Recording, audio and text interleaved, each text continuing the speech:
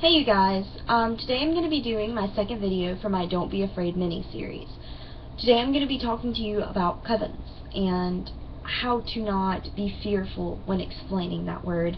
The word coven is very kind of shrouded nowadays in dark, mysterious, cult, very backstabby. It's not that. I'm going to give you the definition of coven as from my Complete Idiot's Guide to Wicca and Witchcraft by Denise Zimmerman and Catherine F. Leeson, and if you recognize it, it's because that's the book that I use as a guide for my Truth About Witchcraft miniseries.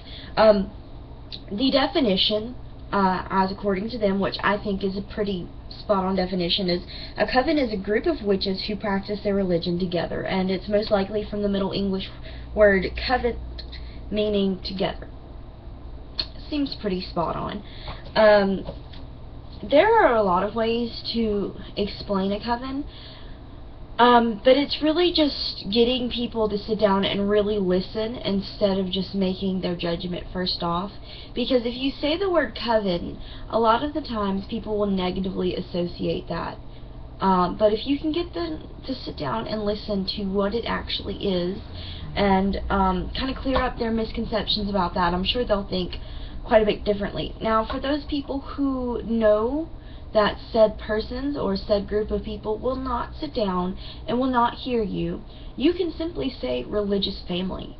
You can say church group, because that's technically what it is. Your coven is, in your coven stead, that's basically your form of pagan Wiccan church. That would be the equivalent to many Christian or Christian subtype understanding, because I'm from a small area and the word coven scares the living hell out of some people, but if I say it's my religious church, then that's cool. But anyway, so you can say religious family, and while I'm here I want to kind of clarify a little bit about covens to kind of further clear up any misconceptions. As much as I love American Horror Story, their coven is not that's not real. That's not how actual covens behave themselves.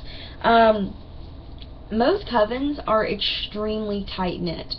Most covens know and love each other more than their own biological family.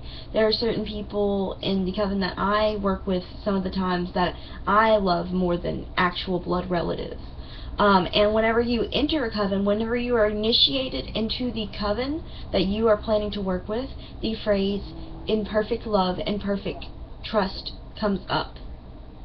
And that's for a reason. Because you genuinely have to love the people you're going to be working with, because they are your spiritual family.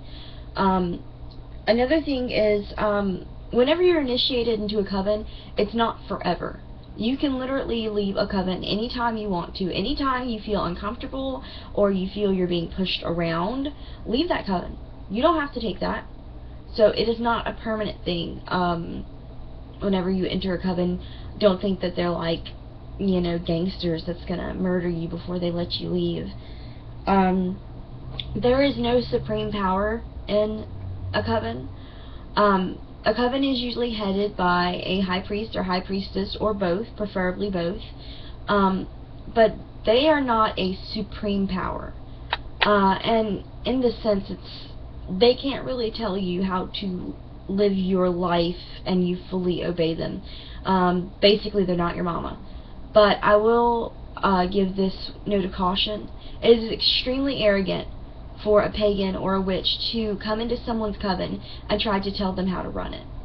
If you don't like what's going on in your coven, you can let your high priest or priestess know that you're feeling uncomfortable with what's happening, but do not tell them how to run their coven. If you do not like what's going on in a coven, leave. Just leave. And a coven is not a one-size-fits-all. So, you read these great books, like anything by Scott Cunningham or Raymond Buckland, Lord Cabot. You read all these books and you notice their variations. even if you know, read something by Gerald Gardner, or Dorian Valentine, or however you pronounce that terrible name, you know, they might all do things very differently with their coven. It's basically like the whole religion. You know, you do what feels right, you do what's comfortable.